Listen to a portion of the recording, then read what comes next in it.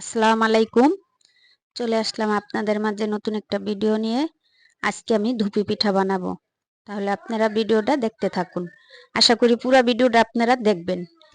এখানে আমি দুই কাপ চালের গুঁড়া দিলাম।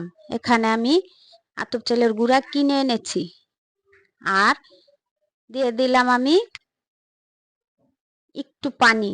আর এক বাটি মিঠাই দিলাম, ছোট এক বাটির মিঠাই আর কি। এই ধুপি পিঠাটা মিঠাই একটা বেশি লাগে না, আবার একবারে কমও না। প্রথম আমি দিলাম এক বাটি, দেখে আমার হয় নাই, আমি আবার দিছি।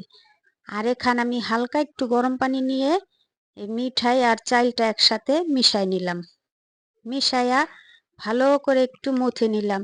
হালকা একটু লবণ দিছি, দিয়ে এটাকে ভালো করে মথে নিছি। এই যে দেখেন, এভাবে মথে নিবেন আপনারা। এই যে দেখেন, এরকম যখন দেখবেন দলা হয়ে গেছে তখন ভাববেন যে এটা মাখা হয়ে গেছে গা। আর এটা মাখা হয়ে গেলে আমি যেমন একটা ছাঁকনির ভিতরে ভালো করে চেলে নিলাম। চেলে এখানে আমি নারকেল মিশাই নিলাম। নারকেল মিশিয়ে এখন আমি আমি এটার ভিতরে আমার এই রাইস কুকারের একটা ঝাঁঝর আছে, ঝাঁঝরের ভিতরে একটা সাদা তেনা বিছাই নিলাম। সাদা তেনা বিছাইয়া এটার উপরে এই যে ছোট একটা বাটির ভিতরে আমি এই পুরটা হালকাভাবে দিছি, বেশি জাতবেন না।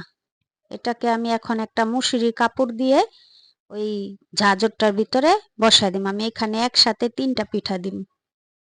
আমি ওখানে চুলায় গরম পানি বসায় রাখছি।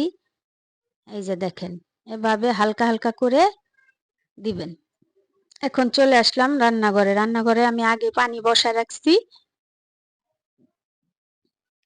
বসায় রাখা এখানে আমি এই যে দেখেন আমার পিঠাটা হয়ে গেছে। ঝাঁঝরটা বসাই দিলাম, বসাই দিছি। পরে আমার পিঠাটা দিয়ে আমি 10 থেকে 15 মিনিট রাখছি। প্রথম পিঠা তো ওই যে কয় না, প্রথমটা একটু খারাপই হয়, তারপরে ভালো হয়। প্রথমটা একটু আমার ভেঙে গেছে, বুঝি নাই, কিন্তু পিঠাটা আমার হয়েছে। এখন আপনাদের সুবিধার কারণে আমি আরো একবার দিয়া দেখাই দিতাছি। এই যে আবার একবার দিয়া দেখাই দিলাম। তো এখন আমার এই ধুপি পিঠার রেসিপিটা আপনাদের কাছে যদি একটু হলেও ভালো লাগে, আমাকে একটা লাইক, কমেন্ট, শেয়ার করবেন। আর যদি কোনো অংশ একটু ভালো লাগে তাহলে একটা সাবস্ক্রাইব করে রাখবেন, যাতে পরবর্তী কোনো ভিডিও ছাড়লে আপনাদের কাছে নোটিফিকেশন চলে যায়। এই যে আমি পরের বারও পিঠাটি উঠাই ফেলাইলাম। এই যে দেখেন, আমি আরো 2-3 খোলা বাঁধছি। এখন আমার এই পিঠাটা শেষ, আমার আর নাই। এখন আমি এটাকে সফট করে দিব। এই যে দেখেন আমার পিঠাগুলা কি সুন্দর হয়ে গেছে। এই যে আমি একটা ভেঙে দেখাই দিই, দেখছেন কত সুন্দর। এটা খেতে অনেক মজা। আপনারা আশা করি একবার বানিয়ে খেয়ে দেখবেন। আজকের মতো আমার এখানেই শেষ। পরে নতুন কোনো ভিডিওতে দেখা হবে। আল্লাহ হাফেজ।